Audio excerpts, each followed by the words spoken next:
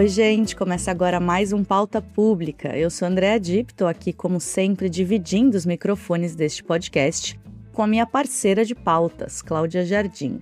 Oi, Jardim. Oi, Dipp. Oi para você que acompanha a gente aqui no Pauta Pública.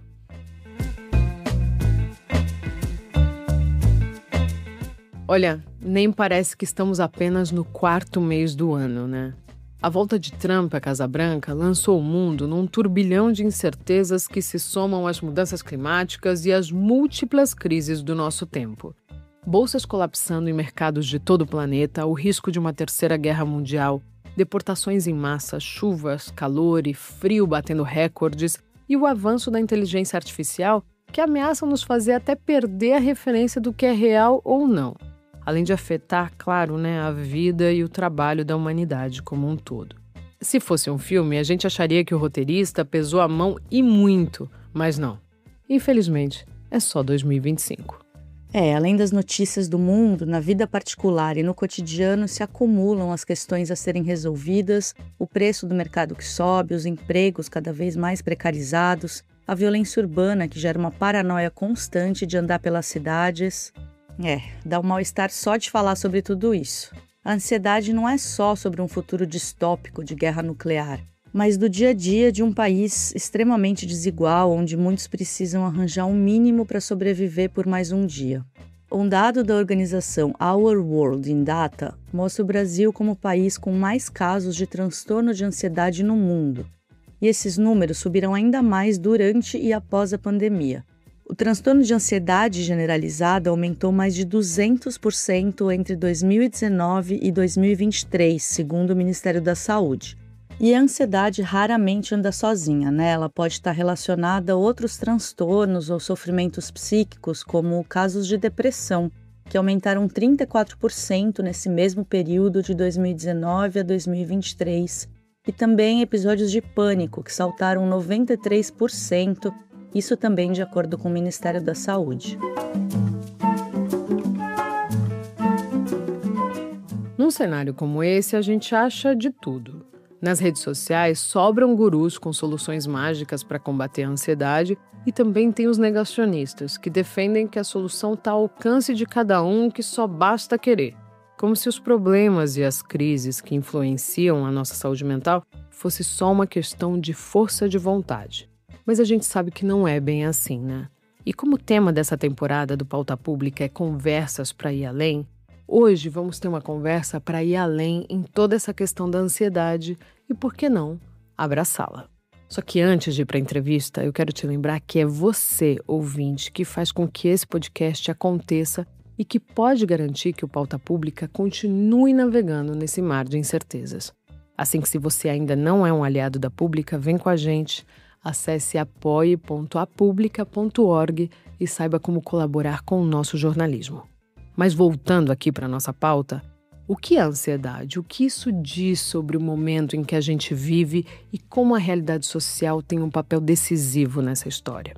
A gente chamou para essa sessão, para essa conversa, o psicólogo, escritor e podcaster Alexandre Coimbra Amaral, que apresenta o podcast Cartas de um Terapeuta e é autor, entre outros livros, de Toda Ansiedade Merece um Abraço. Alexandre, é muito bom ter você com a gente aqui no Pauta Pública. Que prazer, muito obrigado. Alexandre, você tem pistas que nos ajudem a entender por que e em que momento o Brasil se tornou o país com a população mais ansiosa do mundo? Olha, eu quero fazer um parênteses antes. Eu não lido com essa palavra, ansiedade, como um sintoma psiquiátrico, porque lidar com ansiedade como um sintoma psiquiátrico, esse é o tema do meu livro, Toda Ansiedade Merece um Abraço, é patologizar e medicalizar um sintoma que para mim hoje é cultural. Levantamento feito pelo Google Trends, ferramenta que mostra os termos mais buscados na internet, mostrou que o termo ansiedade coloca o Brasil em primeiro lugar num ranking mundial, à frente de países como Angola, Portugal, Moçambique e Estados Unidos. Nós estamos vivendo uma vida de múltiplas pressões de desempenho, não é o Alexandre que está falando isso, são todos os filósofos e sociólogos que estão fazendo uma leitura da sociedade ocidental no século XXI, Então, nós temos inúmeras demandas de desempenho, uma cultura cada vez mais competitiva e comparativa das trajetórias individuais. O meu filho, adolescente, me disse há um tempo, falou assim: pai, no seu tempo você ia no cinema e via o Tom Cruise com barriga de tanquinho, e se você não tivesse a barriga de tanquinho, você voltava para casa, você dava uma suspirada no cinema, porque aquela não era sua barriga, mas você voltava para casa e não era bombardeado o tempo inteiro pela barriga de tanquinho do Tom Cruise. Hoje, a rede social te mostra o tempo inteiro uma manifestação de um padrão qualquer.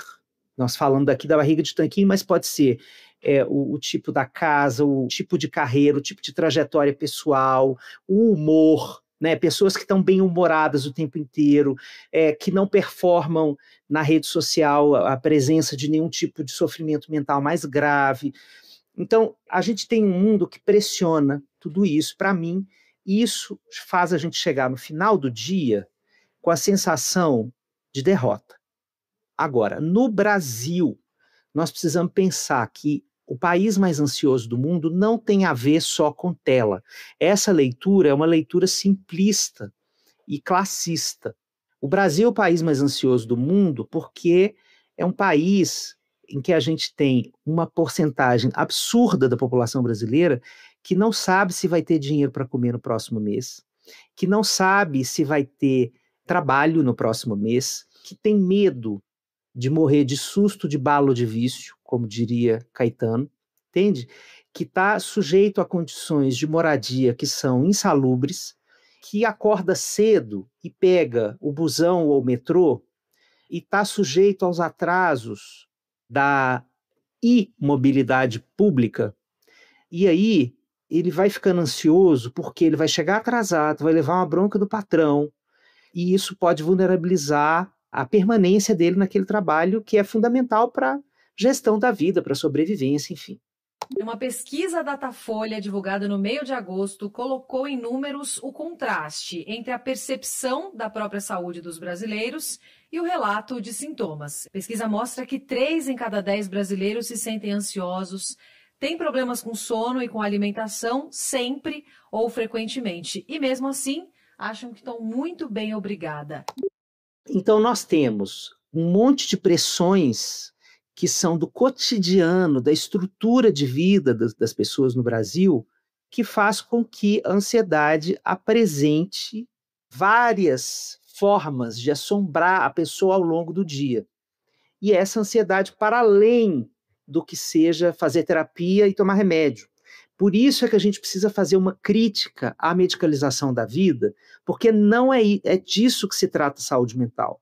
Saúde mental é falar de política pública, é falar de saneamento básico, é falar de emprego, é falar de machismo, misoginia, racismo, capacitismo, todas essas formas de violências sociais que são, infelizmente, parte do cotidiano dos brasileiros. Então, todas essas experiências somadas vão fazendo com que a pessoa tenha gatilhos de ansiedade disparados ao longo do dia, como uma goteira que fica caindo dentro daquele balde. Na hora que você chega no final do dia, o balde está cheio e ele vai derramar. Então é por isso que nós somos o país mais ansioso do mundo.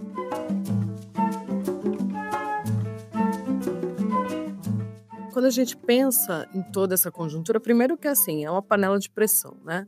Mas tem no Brasil um elemento de classe e de raça muito forte. Então assim, as pessoas estão exprimidas no transporte público 4 horas por dia, 2 horas para ir, 2 horas para voltar.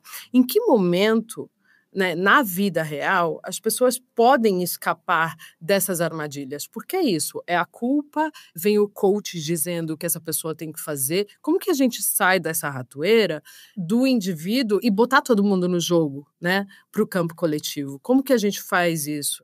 Olha, o jogo das identidades é um jogo que está sendo jogado de uma maneira muito criativa no nosso momento presente. Porque essa ideia do nós, no século XX, ele estava ligado muito, por exemplo, da tensão burguesia-proletariado, né?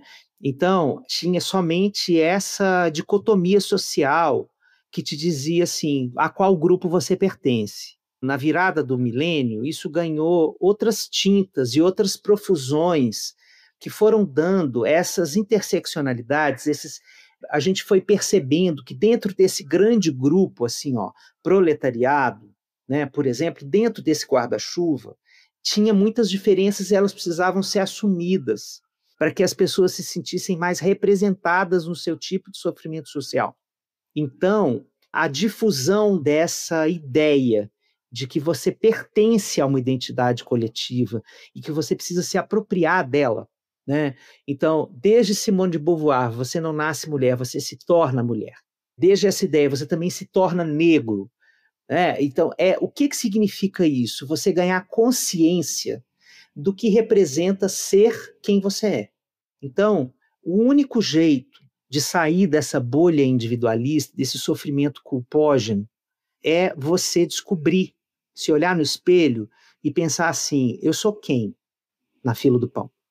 E aí, quando você vai permitindo, né, que a pessoa coloque para fora esse tipo de realidade interna, que não é só interna, ela é psicossocial, é a relação dela com o mundo à volta dela.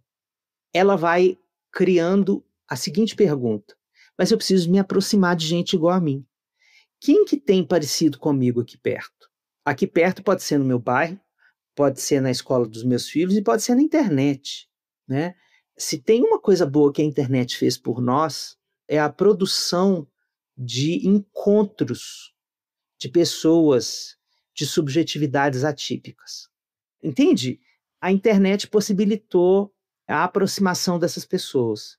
Então, saber quem você segue, né? Será que você segue pessoas que vivem a vida que você vive? Que tal você se perguntar se as pessoas que você está seguindo na internet te ajudam a ganhar mais consciência da sua vida, dos seus dilemas, das soluções possíveis que você consegue instituir com todas as limitações e com toda a potência e toda a beleza que mora em você, mas você vai conseguir enxergar isso melhor se você estiver escutando histórias de gente parecida com você. Porque se você escuta histórias de gente muito mais privilegiada que você e que fala uma grande bobagem na rede social, né, que mostra um corpo perfeito, cheio de intervenção estética, cheio de tempo para malhar, dormindo 8 horas por dia, não precisando pegar o busão, e aí ela posta uma foto daquele corpo maravilhoso na praia e coloca um salmo embaixo, e você pensa assim, nossa, é a força da fé dessa pessoa que construiu essa barriga de tanquinho. Eu também sou uma pessoa de fé. Então, lá vamos nós fazer a barriga de tanquinho. Isso vai acabar com você, porque você vai se sentir a pior pessoa do mundo. Agora, se você tiver como uma pessoa, né, que faz parte do mesmo tipo de realidade socioeconômica, cultural que você, falando assim, velho, para eu conseguir correr hoje, eu precisei sair correndo depois que os meus filhos dormiram, pedir para minha vizinha ficar com eles aqui meia hora para eu dar uma corridinha aqui, porque eu estava tendo crise de ansiedade, eu queria correr. Então aí essa pessoa, ela te lembra que ela precisa de uma rede de apoio para poder correr, que você não tem o dinheiro para pagar a academia, precisa construir a proximidade de histórias como as nossas. Porque a proximidade entre as histórias, a interseção entre as histórias, produz criatividade, produz solidariedade, produz identificação. Parece que nos últimos anos a gente passou de negar totalmente o sofrimento psíquico ou transtornos psicológicos, então era feio dizer que tinha depressão, quem ia ao psiquiatra era maluco, etc., para diagnósticos feitos pelo TikTok, uma supermedicalização de jovens e adolescentes, e uma identificação, né, com transtornos, quase uma nova identidade. Eu vi no TikTok, quem tem autismo se comporta assim, então eu sou autista, eu estou no espectro. Parece que o diagnóstico, ainda que errado ou fora de propósito, seria uma tentativa de organizar o sofrimento psíquico que eu não entendo. Como que você vê isso? Olha, o fenômeno da rede social, ele é um fenômeno que é típico de uma manifestação cultural desse século, que é o império do eu. Né? Tem um lado muito bacana da rede social, que é o fato da gente ter acesso às histórias de vida das pessoas.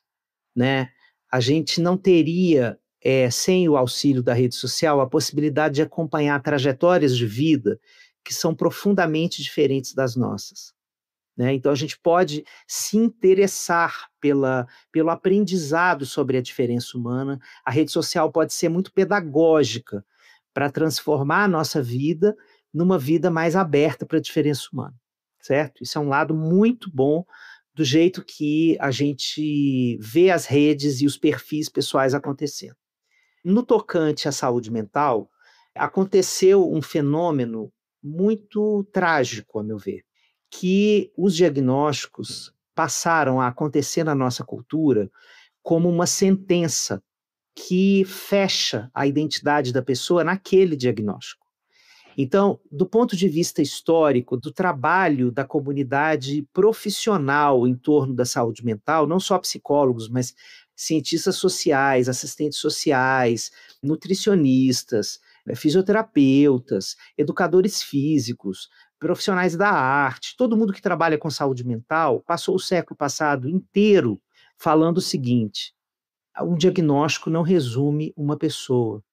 Um diagnóstico é uma invenção médica para definir em uma cultura, em cada momento, a diferença entre o que é, aspas, muitas aspas, normal e o que é, aspas, muitas aspas, patológico. E nessa o diagnóstico vira tipo uma sentença, né? Nós estamos transformando o diagnóstico numa identidade fechada. Então, o tempo inteiro, as pessoas estão sendo convidadas a sentir o sofrimento delas como igual a ter um diagnóstico. E não, a vida não é isso. A vida não é isso. O sofrimento é o encontro do nosso desejo com a realidade. A gente vai sofrer todos os dias da nossa vida. O sofrimento é parte inerente da vida, porque o nosso desejo não se realiza, porque ele faz um atrito com a realidade. Desde o bebê, na hora que nasce, que ele tinha, o desejo dele era continuar no útero, porque ele estava certamente melhor ali dentro, né? Ele tinha garantido, estava ali quentinho dentro da água, não sei o quê, estava acostumado, de repente, pá, ele sente uma dor, alguma coisa acontece e ele tem que se acostumar a som, luz, né? Cor, frio, calor, né? Então, certamente ali começa um sofrimento. Mas a gente tem sofrimento não necessariamente é uma patologia. Não é uma patologia, isso é parte da vida. Né? A vida inclui o sofrimento. Então, quando a gente patologiza o sofrimento, primeiro que a gente diz para a pessoa que ela precisa ir ao médico, que ela precisa tomar remédio, certo? E que aquilo tem só uma linha de tratamento. Qual que é o problema disso? Que o sofrimento, ele pode ser o motor de uma transformação da vida. E que muitas vezes, quando a gente só medica o sofrimento, ou hipermedica o sofrimento, a gente sufoca a manifestação da angústia humana que pode gerar vida. O sofrimento, ele é, muitas vezes, o início de uma transformação da vida, porque ele te conecta com o que não está bom, com o que te indigna, né? Muitas vezes o sofrimento de uma mulher dentro de um casamento abusivo é importante para ela entender o seguinte: isso aqui não é um bom lugar para eu ficar. Eu tenho o direito de pensar e sonhar com um futuro que seja melhor do que esse que eu estou vivendo aqui. Então, estar em contato com o sofrimento, aprender a lidar com ele, aprender a se frustrar, tudo isso não cabe em diagnóstico. Né? É muito maior que os diagnósticos. Então, do ponto de vista da construção do conceito de saúde mental, a gente hoje vive na rede social um empobrecimento que parece que saúde mental é igual a depressão, ansiedade e burnout. Isso é adoecimento, são tipos de adoecimento. Saúde mental é o contrário, minha gente. Saúde mental é construção de um ambiente coletivo para as pessoas poderem se sentir bem, para florescer na vida de acordo com o que elas querem ser. Isso é saúde mental.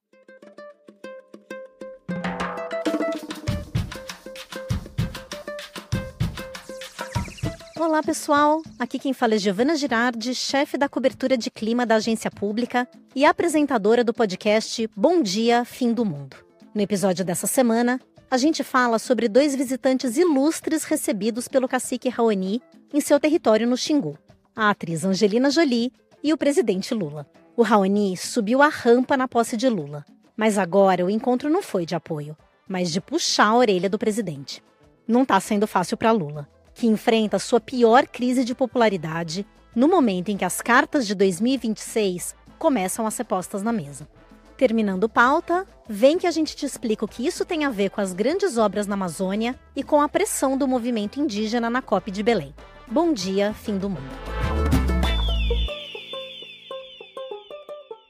Alexandre, e aí retomando essa questão das redes sociais, numa entrevista recente você disse posto, logo existo, né, para definir em que momento nós estamos. Em que momento a gente chegou nesse patamar? É o performar. A performance, né, que é uma palavra estadunidense, né, o desempenho. A performance hoje é a medida de likes, de compartilhamentos, né, de seguidores, de engajamento. Engajamento é o quanto você consegue trazer a pessoa atenta a você. O diamante do nosso tempo é a atenção do outro. É o quanto eu consigo capturar a atenção do outro para o meu discurso, né? Por isso que os vídeos, hoje, eles começam sempre com uma frase bombástica, porque enquanto você faz aquele dedinho nervoso, assim, que vai passando na tela, na hora em que os primeiros 3 segundos te dizem uma frase bombástica e você é impactado por aquela frase, você tira o dedo da tela, né? Então, o que importa é isso. É fazer a pessoa ficar atenta a mim. E aí vale tudo. E no teu livro, né, Toda Ansiedade Merece um Abraço, você defende o acolhimento da ansiedade. O que é exatamente esse abraço que você propõe? Bom, primeiro que é o seguinte, a ansiedade, ela é uma força emocional. A ansiedade é uma emoção, certo? Então, a primeira coisa que a gente pode fazer para acolher a emoção é não achar que a gente consegue controlá-la, porque nenhuma emoção é controlável na sua chegada. Não existe assim, na semana que vem, eu tenho uma prova, então eu não vou ficar nervoso na semana que vem, eu não vou chorar na hora da prova, eu não vou ter medo na hora da prova. Eu não consigo controlar a chegada de uma emoção. Então a ansiedade, como é uma emoção, na hora que ela aparece, ela te flecha. O que você pode fazer depois, que você sente a chegada dela, é o que eu vou fazer com isso. Muito bem, partindo desse princípio, a nossa época, como ela é marcada pelo individualismo, inclusive os livros, a grande maioria dos livros sobre ansiedade, que está publicada aí no Brasil e no mundo, eles são livros que têm uma proposta de tratamento individualista da ansiedade. É assim, ó, faça o seu mindfulness, faça a sua aula de yoga, respire, tome o seu remédio e não me conte seus problemas. E eu acho isso uma tristeza, porque se nós somos um mundo de ansiosos, se a ansiedade hoje é uma característica cultural, como eu estava falando no início, a primeira coisa que a gente tem que fazer é tirar a ansiedade da caverna da solidão, é a gente poder falar dela. E se ela é uma característica tão presente na vida, ela também se apresenta de maneira diferente para cada pessoa, porque nós somos únicos. Nós temos a unicidade da nossa identidade dada, por exemplo, pelo polegar. Se nós somos 8 bilhões de polegares, né, que a gente pode detectar na biometria, nós somos 8 bilhões de manifestações de ansiedade. Então, uma coisa que a gente pode fazer, uma forma de abraçar a ansiedade do outro, é perguntar assim, como você costuma ficar ansioso? Né? Eu costumo ficar assim. Quando a ansiedade me bate, acontece tal coisa. E quando eu sinto a ansiedade chegar, eu costumo tratar de tal jeito. E você? Acho que a gente faz isso muito pouco ainda. Então isso já é uma forma de abraçar, porque o outro não se sente uma pessoa pior por sentir a visita da ansiedade. Agora, abraçar a própria ansiedade significa conversar com ela. Às vezes a gente consegue fazer isso sozinho, às vezes a gente precisa de ajuda. Porque a ansiedade, ela traz uma mensagem que te joga para um futuro catastrófico. E a ansiedade não é um talvez, a ansiedade tem uma certa força imperativa de certeza. Só que, eis o pulo do gato, isso é uma fake news, porque, como dizia Guilherme Arantes, o futuro nos prepara uma surpresa. Assim, o futuro não está dado, a ansiedade não tem como garantir que o futuro vai ser daquele jeito. Então, abraçar a própria ansiedade é questionar essa certeza, dessa voz que aparece, essa voz desgraçada que aparece na cabeça da gente. Né? Às vezes a gente consegue fazer isso sozinho, às vezes a gente precisa de um outro. E quando esse outro chega com disponibilidade para escutar o nosso sofrimento, eu digo que o abraço é uma medida não farmacológica de alívio da ansiedade. O Lenine diz lá, enquanto o tempo acelera e pede pressa, eu preciso de calma, de paciência. Então, o abraço na ansiedade é isso, é a disponibilidade para você estar com o outro, um minutinho que seja, sem dizer para ela, você não deveria estar assim, porque a gente não tem dentro da gente um botão que a gente aperta e diz assim, eu não deveria estar assim, logo não vou ficar assim. Não existe esse botão. Então, não adianta dizer para a pessoa que ela não deveria, que isso é um exagero, né? Assim, quantas vezes você esteve ansioso na sua vida e a pessoa disse calma e você se acalmou? Total de 0 vezes. Então, a gente precisa de companhia na dor, companhia no sofrer, né? Então, isso é o abraço. Tem gente que gosta de abraço, tem gente que não gosta de abraço físico. O abraço pode ser qualquer coisa, né? O abraço, ele é uma manifestação de companhia, de interesse, de curiosidade genuína pelo sofrimento, pela vida e pelo bem-estar do outro.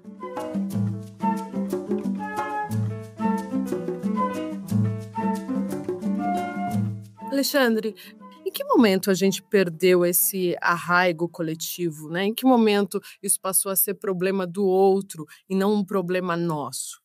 Olha, isso aí é uma espécie de ressaca da modernidade, né? Nós estamos vivendo, desde o final do século passado, uma espécie de frustração dos desejos coletivos que a gente tinha sonhado junto, né?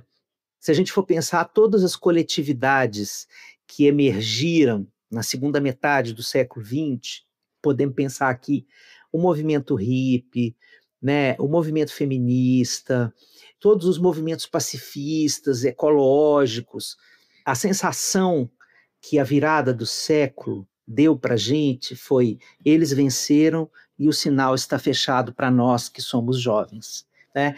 Então, o mundo vive, desde o final do século passado, essa ressaca, com um bombardeio de uma cultura francamente ideológica que diz assim, você é a única pessoa responsável pelo seu sucesso. A positividade tóxica está em livros de autoajuda, conteúdo disseminado por coaches, perfis nas redes sociais e memes na internet que ecoam frases motivacionais como um mantra.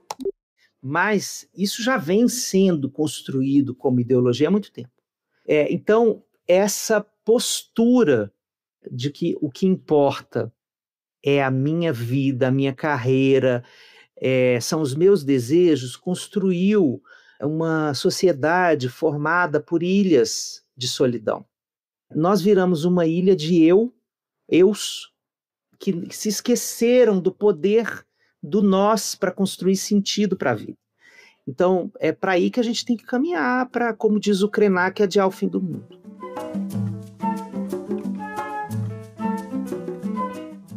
Difícil, né? Não é uma tarefa fácil, realmente.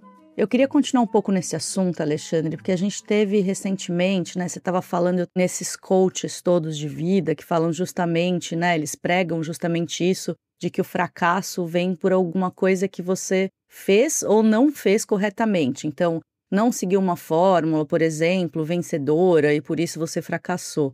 Então, quando não é o seu mérito individual, é Deus que te deu. Eu queria te ouvir um pouco mais sobre isso.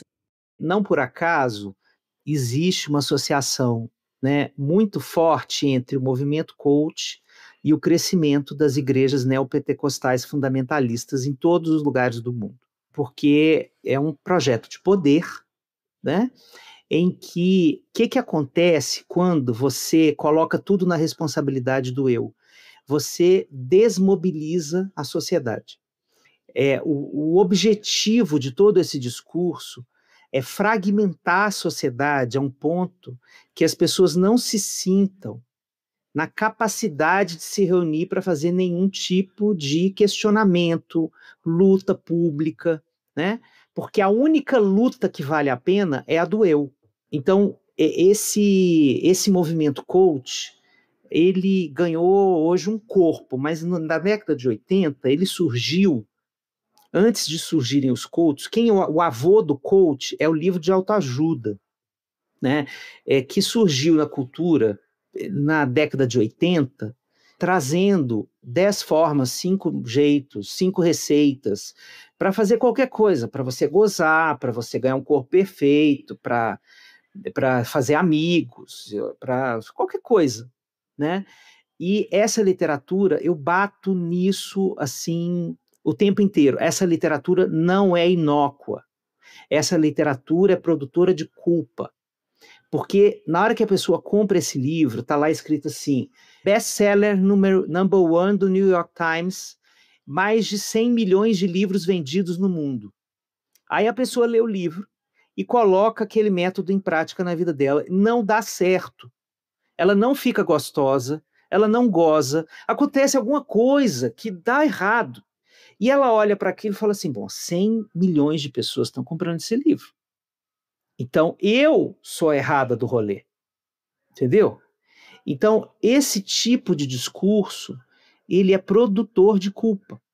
E a culpa, ela é um afeto inibitório. O que quer dizer isso? Quando a gente se sente culpado, a gente se constrange com o resultado do que a gente está apresentando para o mundo.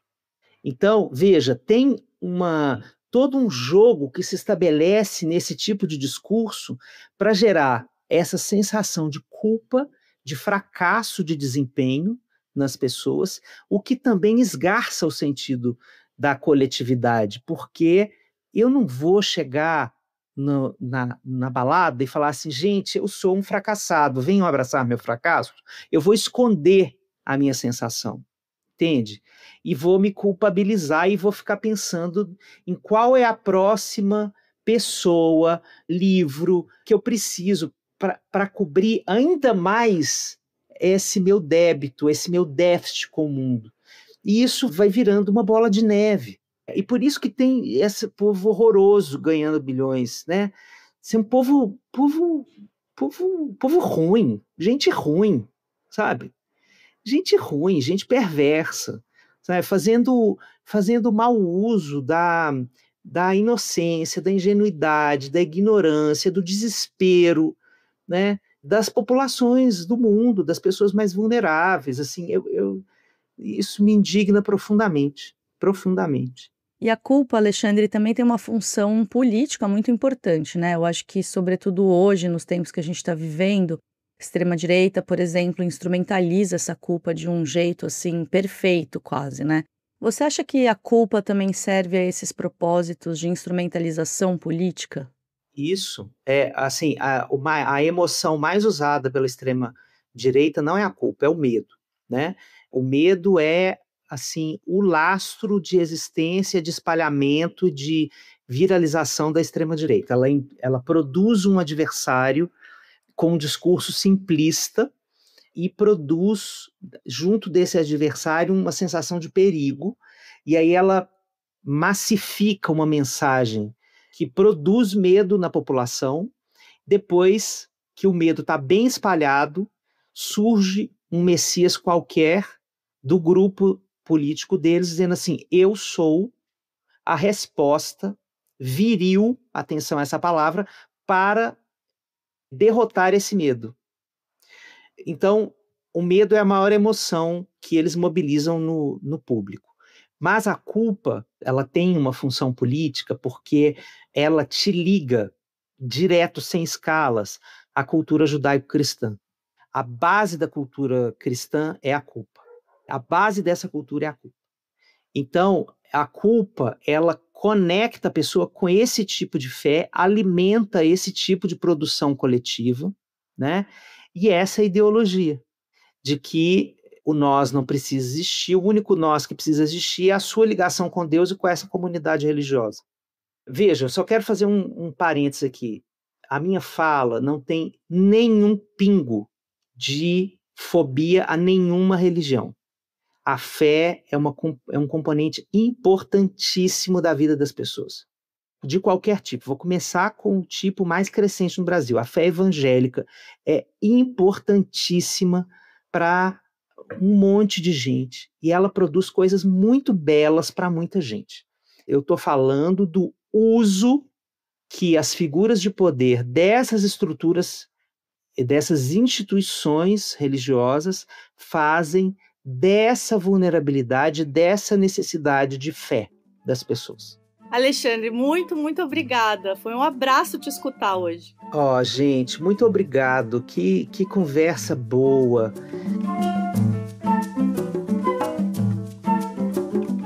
Oi, gente, Stella Diogo aqui, produtora do Pauta Pública. Estou passando para te lembrar que este podcast só existe graças ao apoio de quem acredita no poder do jornalismo independente.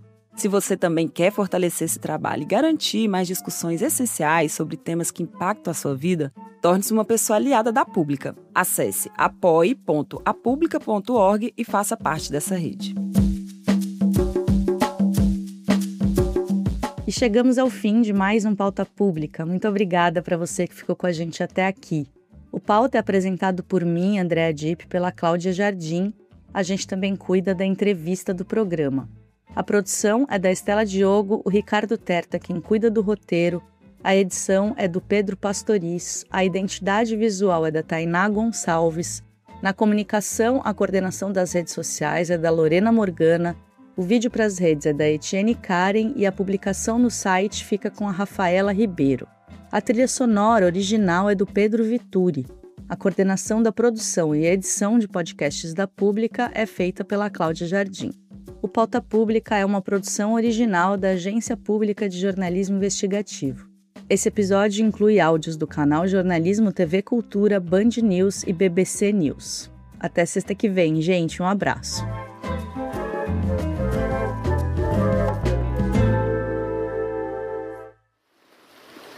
Este podcast é uma parceria da Agência Pública com a Rádio Guarda-Chuva. Jornalismo para quem gosta de ouvir.